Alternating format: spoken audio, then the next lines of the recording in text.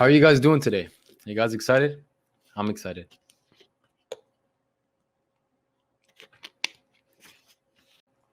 Kalam argument will destroy him concerning God. Islamic explanation about reality will destroy him concerning reality.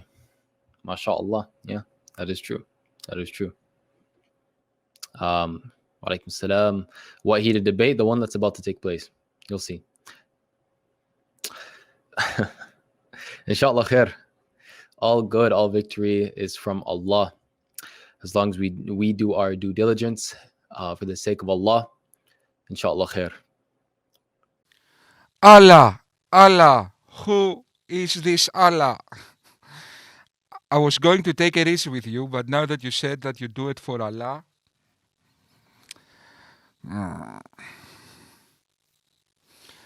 Hello people, this is Socrates. I will respond. A debate happened between an atheist and this gentleman. The atheist is called Mike.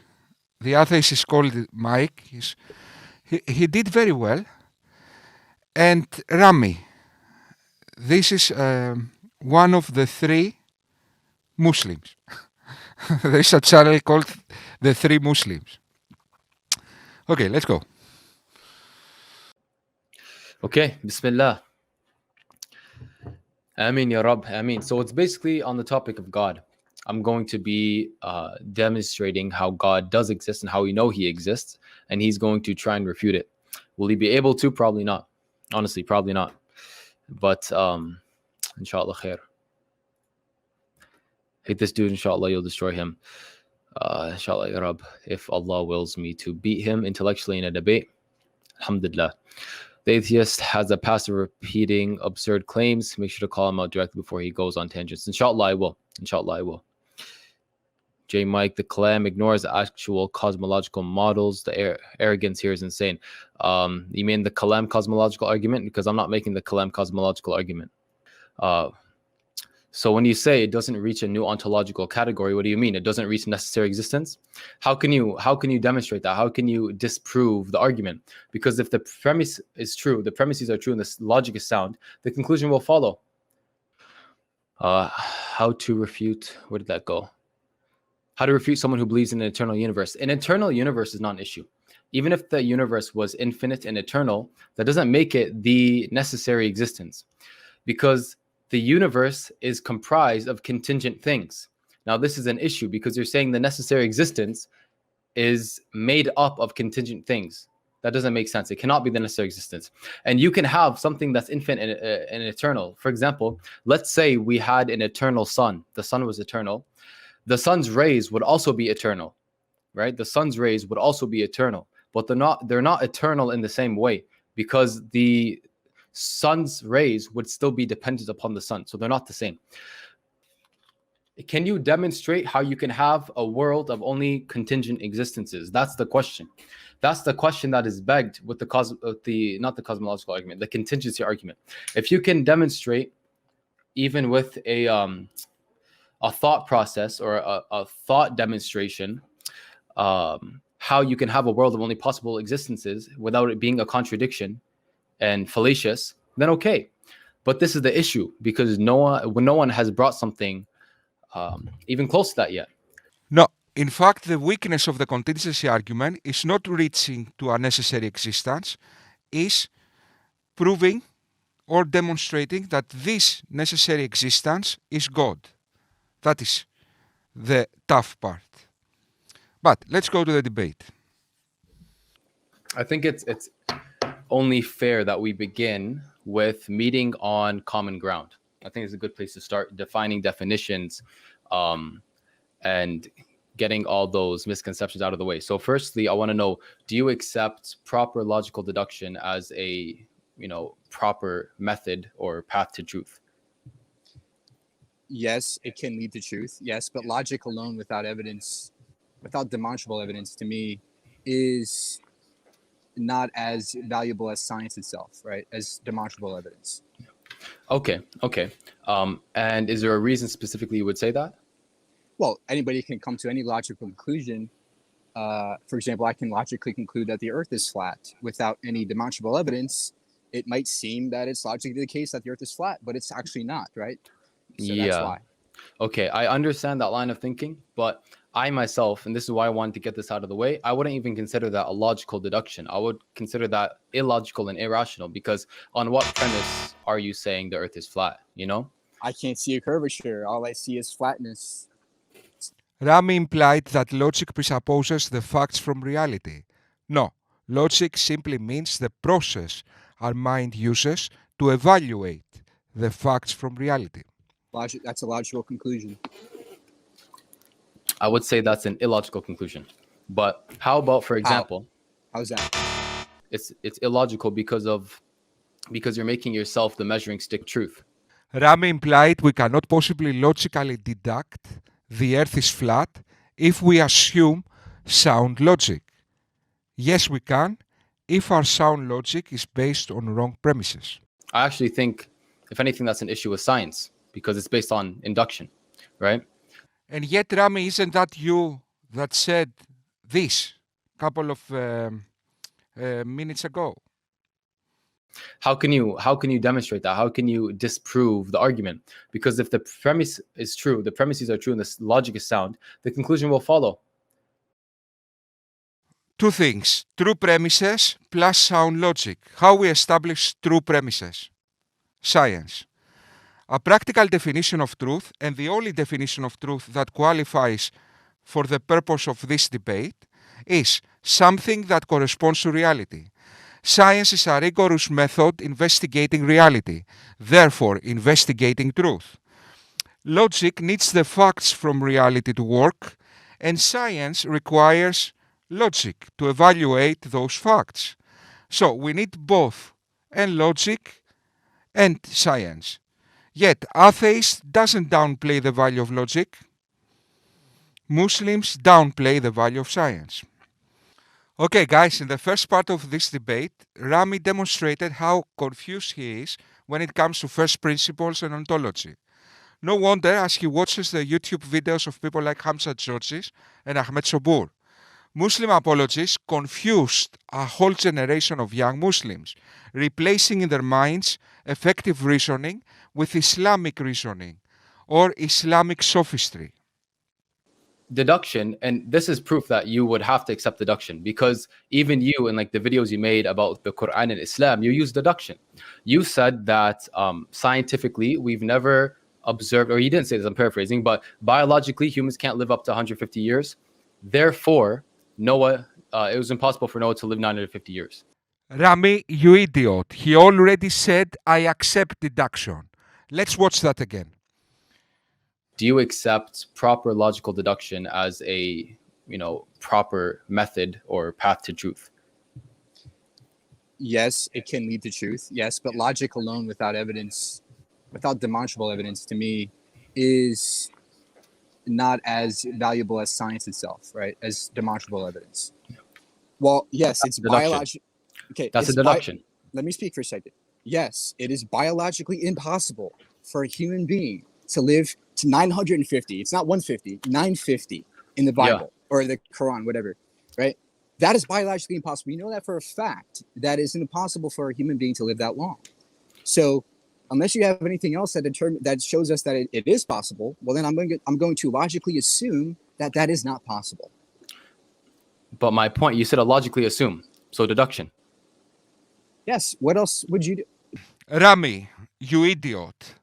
Believe it or not, atheists accept logic. Rami, carried away by the propaganda Muslim apologists spew online, he assumes atheists have a problem comprehending ontology, when in fact the complete opposite is true. Take this ironic example.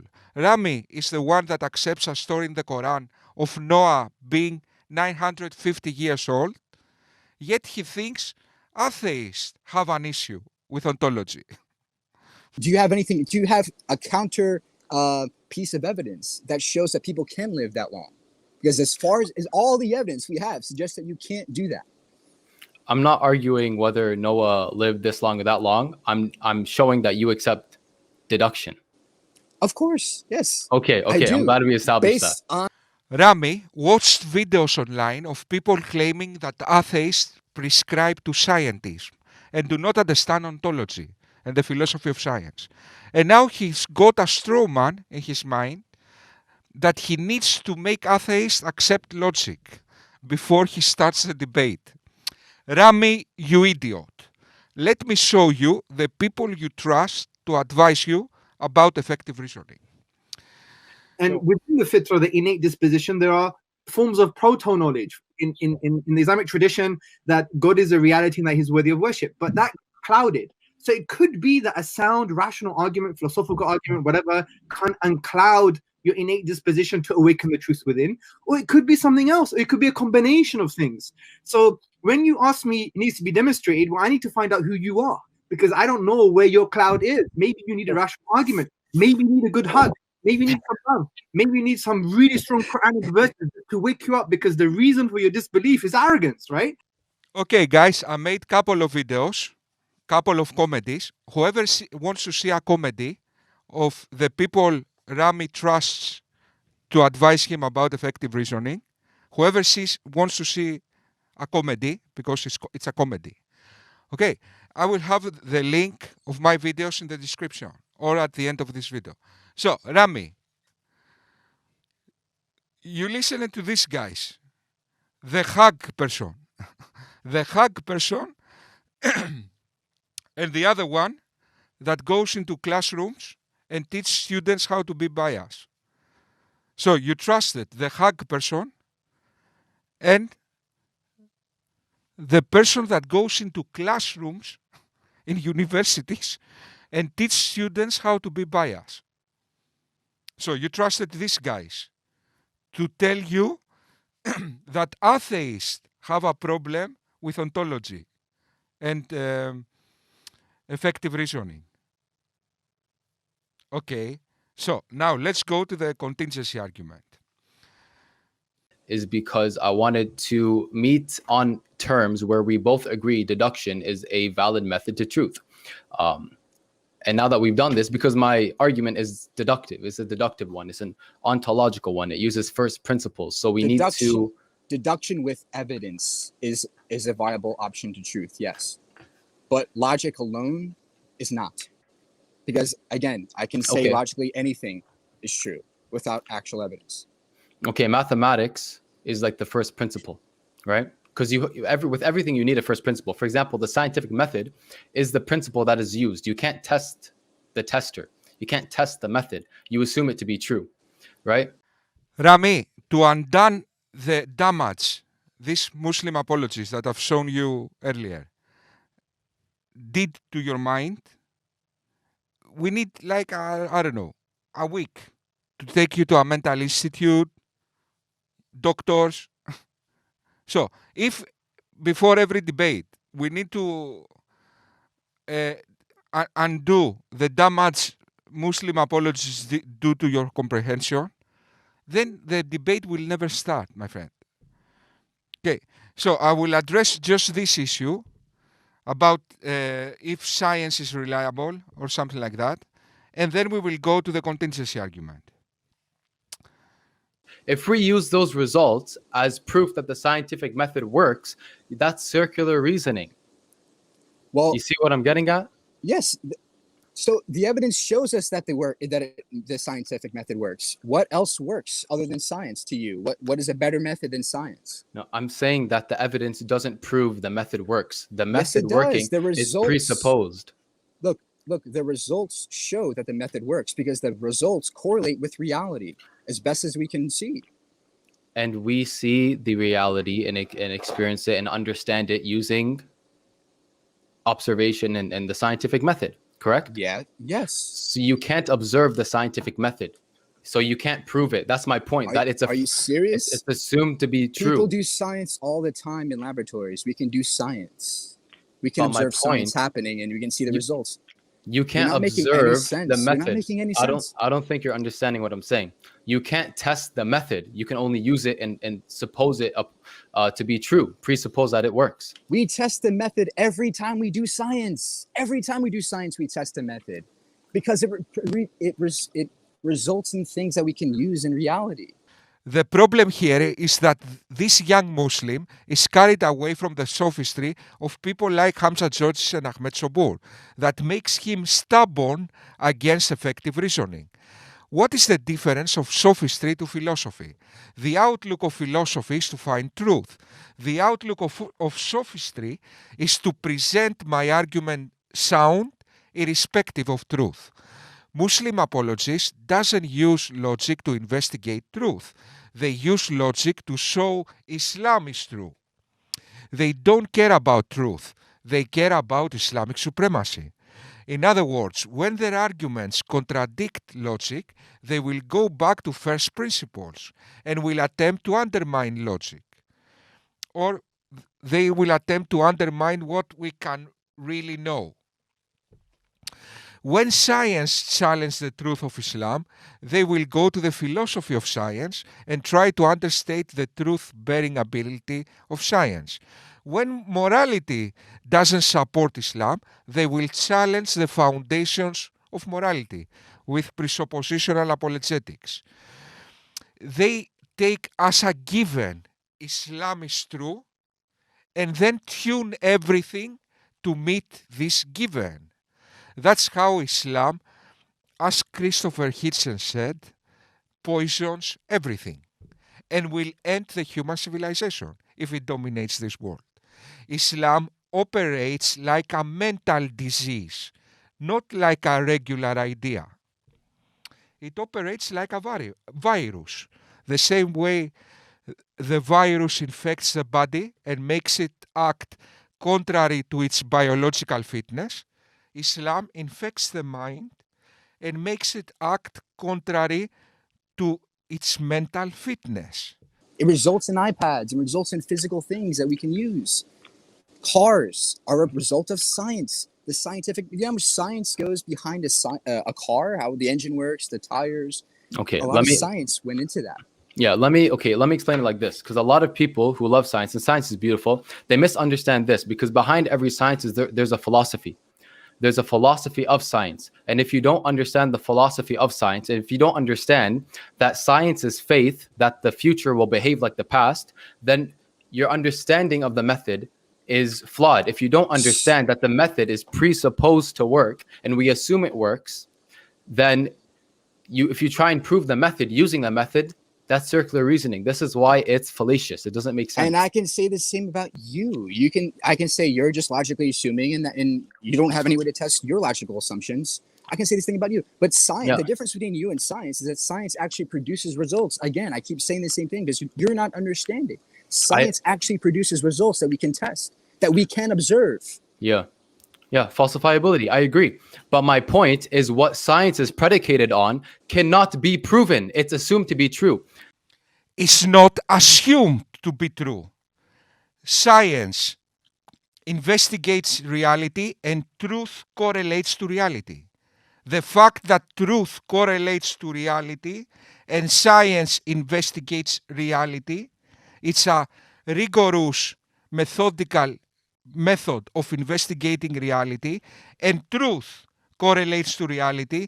That's why science is reliable when it comes to truth. Okay? Not because we assume science is true in a Platonic sense, like we say love is good. Okay? Not because we don't assume science is true in a Platonic sense, arrogantly, capriciously. We didn't sat in a room and said, okay, let's all agree science is true. And we pre-assume science is true in that sense. No, science is true because truth corresponds to reality, and science is a rigorous, methodical investigation of reality. That's why it's reliable when it comes to truth. But what is your point, my friend?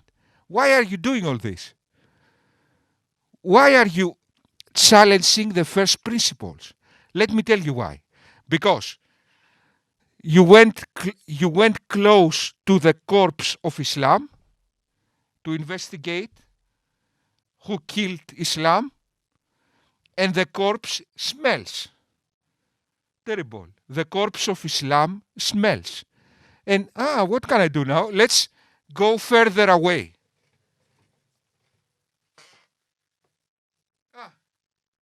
Now it doesn't smell so bad. Let's see the world from the first principles. Okay. That is what you are doing, my friend. You are like a detective that doesn't want to go closer to the body because the body smells. And you go to the first principles. Let's see Earth from above. The pale blue dot. Okay. Now, the pale blue dot. You see Earth from far away because you don't want to go near and smell the corpse. That is what's going on. Okay, well, I'm glad we agree that science works and the method is presupposed, because that's all I was getting at. And the five senses to observe, There yes, is no other but we way. also have our There's yes, no you other can way. deduction, logical deduction. Is it valid from first principles? 1 + 1 = 2. How do you test your deductions true? You can't. That's the point. Or you can test So the then it's deduction. useless. Then You it's can. useless. Let me finish. You can test the deduction in certain instances, like with the ocean, the bottom of the ocean, and the water. You can test that, but you don't need it. You don't need to. You can use logical deduction to come to that conclusion. Sound But logic. without- let me but finish. Let me without finish the this, evidence, please. I it's- need to it's- finish this, Mike. I'm gonna. Thank you. Set premises and sound logic, the conclusion will follow every time. That's why we have our five senses for observations. I'm gonna demonstrate why that's actually backwards. Okay. Okay. Because firstly, 1 + 1 = 2, right? That's presupposed to be true. Because even if you take one apple and another apple and say 1 + 1 = 2, you've already used mathematical truths, which are presupposed to be true. This is 1, this is 1, addition means 2. These are mathematical truths. You can't prove that, but it's objectively true every time. When it comes to science, you could see every apple you've ever observed is red until you come across a green one. And then you come across one that's rotting and it's almost black, and so on and so forth. Since the scientific method is based on our observations and we are not perfect, it cannot produce absolute truths in the same sense that logical deductions can. Utter nonsense, my friend. You just said that humans are limited. What human limitations represent? Science or logic, maybe. Science is the method. The whole purpose of science is to limit human error. Okay, so you present the strength of science as the weakness of science. Logic. Okay, if you make deduction with numbers, okay, you are right. If your argument is 1 + 1 = 2, then okay, you are right. But what is in what cases your deduction is so simple? Like 1 + 1 = 2. In most cases, you have premises. How you will demonstrate the truth of those premises? With logic. You need the facts of reality. Neither can you. No, you cannot produce absolute truths either. Does Nobody 1 + 1 = 2 as a mathematics? Yes, mathematics is absolutely true. That's a logical deduction. Mathematics is absolutely true because it's within itself. But outside of mathematics, it's just a concept. It's not absolutely true outside of mathematics. You can't get. Yeah. What? I was gonna say, so like 1 apple + 1 apple doesn't equal 2 apples. It does. Within mathematics, it does. But it's a concept. The idea of one is a concept. It's a true concept which we can observe in reality if you need to. Yes, but your point is that we can't get to absolute truths. Is that your point, right? Or science doesn't get us to absolute truths, and I agree, science doesn't. Yeah. But neither can you. Just by you presupposing God exists, it does not mean he does exist. That's your presupposition. Still. Wait, sorry, can you repeat that? Can you repeat that? You're saying God exists, right? Yeah. That's a presupposition based on no evidence. Yes, But it you is. just said that you accept logical deductions as a form of as a method, a path to truth. Yes, but Right. your logical deduction of God is not. But again, you forgot that I included the evidence part. That's the most important part. The But ability to demonstrate that your yeah. logic is true. Okay. That's valuable versus just saying I whatever you agree it's want. valuable. I agree it's valuable. I agree 100% it's valuable. But can you say that we'll never know if 1 + 1 = 2 since we cannot prove it without using mathematical truths to begin with? Again, Does 1 + 1 = 2? mathematics is a concept, just like Does language. You're asking like, is should we use and in a sentence? It's like, yes, it's English is a concept. Mathematics is a language, just like English. Within a language, there is absolute truth. Within, yes, of course. But outside of that, it does not exist. Math is just a concept. It does not exist in the universe itself. It's not inherent in the universe. Just like English isn't. I think that was a huge straw man, frankly, Okay. because Okay. math. Explain. I will Explain. explain. If Okay. you will let me explain, then I'll explain. Math is deduction. Math itself is deduction. It is a form of language, yes, but it's not a form of language like English is, because we use mathematical principles as first principles, and we can logically deduce certain things without observing them. For example, 1 = 1 is true regardless, objectively. 1 + 1 = 2. Rami, if your argument was this, 1 + 1 = 2, no atheist would have argued against that. Believe it or not, atheists correspond to logic. But your argument is something like this. Premise 1. Whatever begins to exist has a cause of its existence. Premise 2. The universe began to exist. Conclusion. Therefore, the universe has a cause of its existence. Okay, that's a deductive argument. That's a sound deductive argument. But is it true? No, because science demonstrated that our universe began to exist, not the cosmos.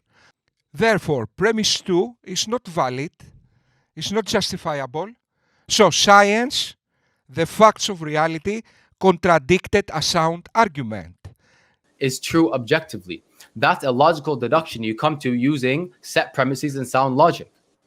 And it cannot be compared to something like Okay. language. That's Matt, my entire point. what is the number one? The number one is a symbol. That's all it is. It's a symbolic concept. Ironically, the atheist is right. Sorry for the smoke. Ironically, the atheist is right, although he doesn't seem to be fully conscious of the full impact of this argument, and he approaches this issue with a kind of naive way. He is right, nevertheless. Logical absolutes are absolutes because they represent mental concepts that relate to specific meanings. For example, we can say Bill is one person. That's absolute true, not representing the external world, but representing our mind. If I go very near to Bill, Bill is a collection of trillions of atoms. Let me give you an example.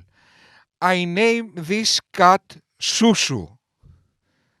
So I can then say, according to Socrates' son, the name of this cat is Susu. Is this statement absolutely true? Yes, it is, because it reflects our mind. Okay, this statement is absolutely true if I present it in a way that it reflects my mind. But is this cat Susu an absolute truth representing the universe? No. So that represents my mind. What I'm trying to say is that obviously logical absolutes will be absolutes because they represent mental codes we give to things. They represent mental photographs that we pin down to meanings. So I have a mental photograph, a small one, that I specifically pinned down to a specific meaning. But that represents our mind, not the environment. It's a language that humans have invented. Demonstrate. I'm not talking about. I'm not talking. That's like calling me Rami and saying I'm not anything else but Rami. I'm not a human. I'm not. Rami is a concept as well. It's also It's an identification. It's an identification. Calling one doesn't. Yes. Calling one doesn't take away from the fact that it is objectively true. The same way calling something red is objectively true. The same way calling this bottle is objectively true. The same way we call this a lighter is objectively true. The same way we say 3 + 4 = 7 is objectively true. Why is that? Because that's a truth relating to reality? No, a dog sees this lighter not green. It sees, I don't know, yellow, a dog. So it's true that this lighter is green, not because that represents the environment, but because that represents our mental codes. Can you understand? So when I say this lighter is green, that's absolutely true when I'm referring to my mental codes. I say, I got...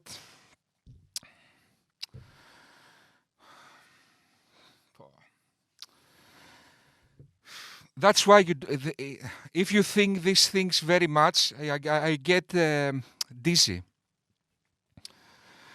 Anyway, because that's a photograph of the code in my head. How else can I explain that? It's true representing the code of my head. Okay, not representing the environment. That's why it's true. Because you are referring to photographs, mental photographs in our head. Okay, so yes, the mental photograph in my head about this lighter is green. Okay, obviously that's an absolute, because I pin this down very specifically, representing my, like saying A is A, but I give the name A, and then I say A is A because I name it A. Okay, obviously. Guys, that's enough for the first part because I got dizzy with all this. And this is that's why I'm telling you, this is mental masturbation. Okay, why are we discussing now the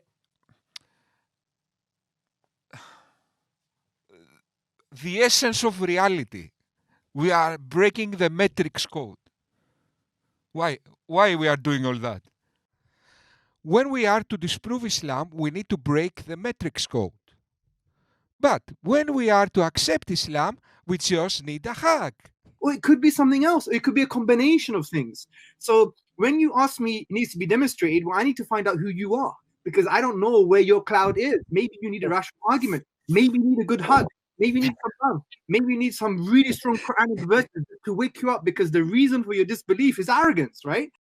Rami, unless ontology means tuning the meanings of things to always conclude Islam is true, you don't have a clue of what ontology is, not atheist. Now that we took that out of the way, in the next video I will address the contingency argument. Thank you very much.